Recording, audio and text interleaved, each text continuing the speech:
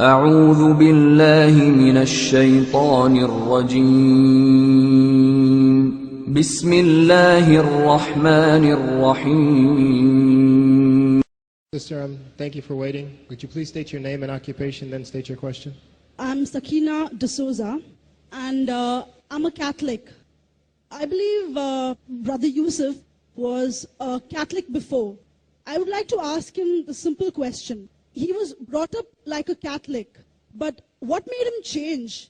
Doesn't he believe that the Messiah is true, or did he ever feel that the Catholic religion, has not brought up any Messiah and the Bible is false? I would like to just know what that means, because he said he was a Catholic before and now he has become a Muslim.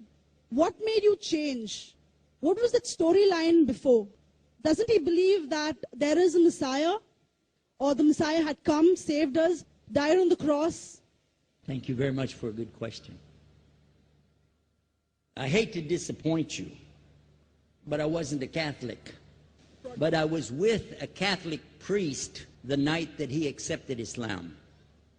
And I asked him these questions you asked me. Because after all, I was still a Christian, a preacher in Christianity, and I wanted to know why my best friend, a Catholic priest, had converted.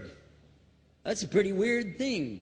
A Catholic priest is not like a regular preacher in the Protestant religion. A Catholic priest has given up everything. He's given up his life to be a Catholic priest. When he enters into this realm, he's basically given away everything. He can't have a wife, he can't have children, obviously no grandchildren. He has no home, he just lives in a rectory or wherever they give him a place to stay.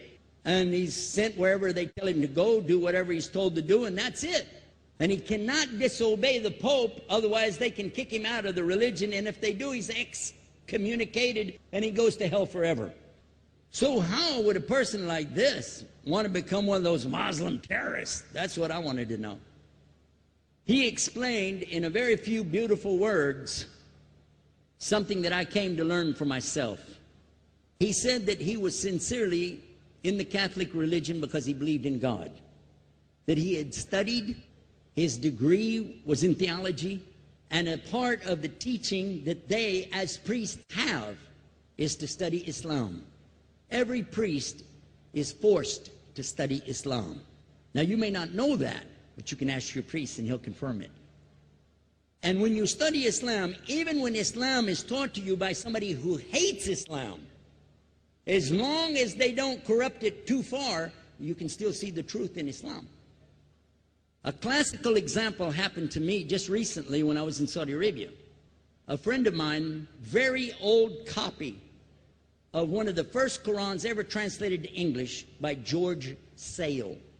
George Sale hated Islam, he hated the Muslims, but when he translated the Quran to English, he was true to the text of the words. Although maybe not getting all the meaning, he certainly was true to the text of the words. I was shocked when I read it. Have you seen it? You know what I'm talking about? Amazing.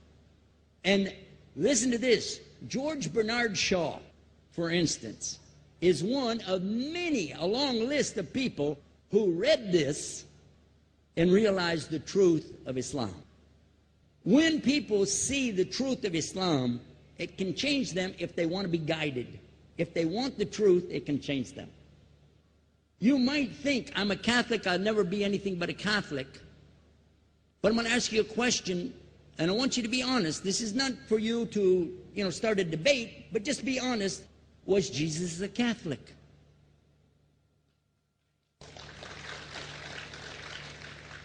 And it's not open to debate, so there's no point in opening that up, because you know and I know he wasn't. The Catholic Church was in business about 300 years before Jesus was born. It's on their website. Don't go like this. It's on their website. That's where I took it from. The Catholic Church was really started in Rome by Alexander the Great. Do you know what the word Catholic means? It means universal. It was the universal church for the Roman Empire. If you didn't join it, you could not be a Roman citizen.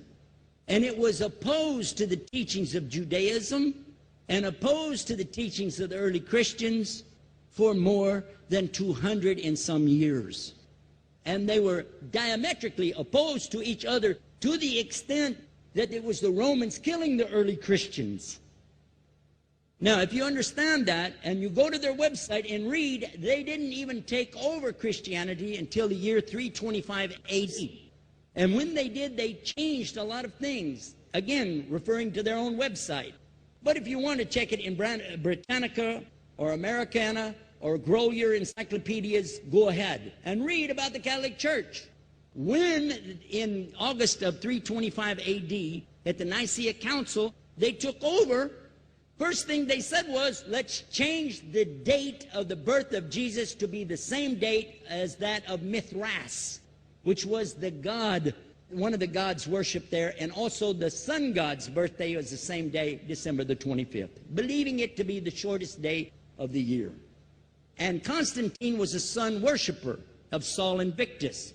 Go to the website, read it for yourself.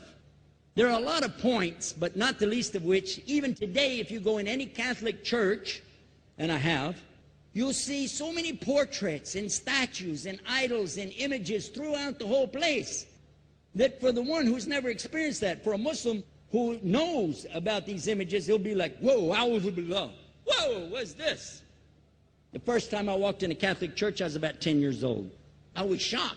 I was shocked at the idols and statues everywhere, because in the Protestant religion, we were brought up to believe that the second commandment was just as important as the first commandment. The first commandment in the Bible, in Exodus, is the same as the first commandment in the book of Deuteronomy. It says, I am the Lord your God that brought you out of the land of Egypt in the house of bondage. You know no other God beside me. Beside me there's no other gods.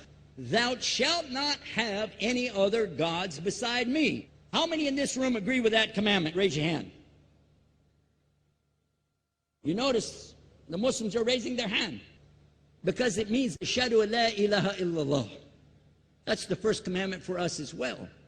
The second commandment you have clearly says, thou shalt not make any idol, any graven image of anything that creeps upon the earth, swims in the sea beneath, or flies in the air above.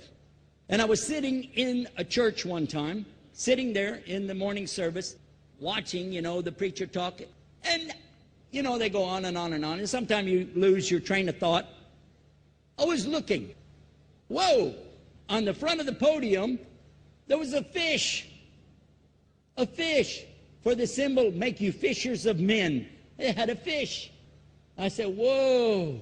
Then I looked up above his head at the big stained glass window, and it had a dove, and he had the olive branch in his mouth. The dove is flying, the bird, I said, whoa. And then I look over here, and there's a cross with a man hanging on it. And I said, wow, they didn't miss a single one. They got them all. Something walking on the earth, something swimming in the sea beneath, something flying in the air above. So look at these two things. Clearly, the first two of the 10 commandments, bang, bang, boom. Because if you said God is more than one, where did you get it from? When Jesus is talking to his own companions and they ask him, what's the greatest commandment? Mark 12:29. Clear. The greatest commandment is to know, O Israel, the Lord your God is one God. And you have to love him with all your heart and all your mind and all your strength. And this is no different from what Prophet Muhammad ﷺ was saying, the same thing to his people. Same thing I mentioned in the lecture. This is certainly for us the same. So what you see is Muslims practicing the commandments, and you see people claiming the commandments but practicing something else. And I have seen more converts from the Catholic Church than any other of the many sects of Christianity, and especially from the nuns, priests, and even an archbishop. And all of them are better than me. Those guys and women that I see do this, they still sacrifice their whole life to get the true message of Islam, not only to you, but to Muslims as well, because we all need to know about it. But thanks for a great question.